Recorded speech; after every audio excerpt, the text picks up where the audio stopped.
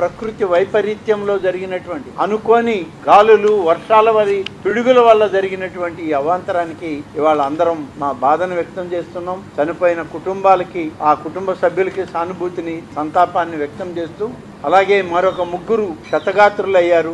ఆ వాళ్ళకు కూడా పూర్తిగా ప్రభుత్వం అండగా తోడుగా ఉండి ఆ 3కి కూడా మంచి వైద్యం మెరుగైన వైద్యం చేయించడానికి ఇప్పటికే ఆదేశాలు ఇచ్చాం. ముఖ్యమంత్రి గారి నిర్ణయం చనిపోయినటువంటి ప్రతి వ్యక్తికి 25 లక్షల లెక్కన ఎక్స్గ్రేషియా రాష్ట్ర ప్రభుత్వం నుంచి దేవాదాయ శాఖకి ఆదేశాలు ఇచ్చారు. చనిపోయినటువంటి వ్యక్తుల్ని ఆ కుటుంబాలకు తెచ్చి ఇవ్వలేము, కానీ కొంతైనా ఈ ప్రభుత్వం వాళ్ళకి తోడుగా ఉండాలి అని చెప్పి గౌరవ ముఖ్యమంత్రి గారు తీసుకున్న నిర్ణయం 25 లక్షల రూపాయలు చనిపోయిన వ్యక్తుల పేరిట ఆ కుటుంబానికి ఇవ్వాలని, గాయాల పాలై ఎవరైతే క్షతగాత్రులుగా ఆసుపత్రిలో వైద్యం చేయించుకుంటున్నారో మొత్తం వైద్యం ప్రభుత్వం దగ్గరుండి మెరుగైన వైద్యం చేయాలని, వారికి కూడా 3 లక్షల రూపాయలు ప్రభుత్వం నుంచి దేవాదాయ శాఖ నుంచి ఇవ్వాలి అని చెప్పి ముఖ్యమంత్రి గారు నిర్ణయం తీసుకొని ఆదేశాలు ఇవ్వడం జరిగింది.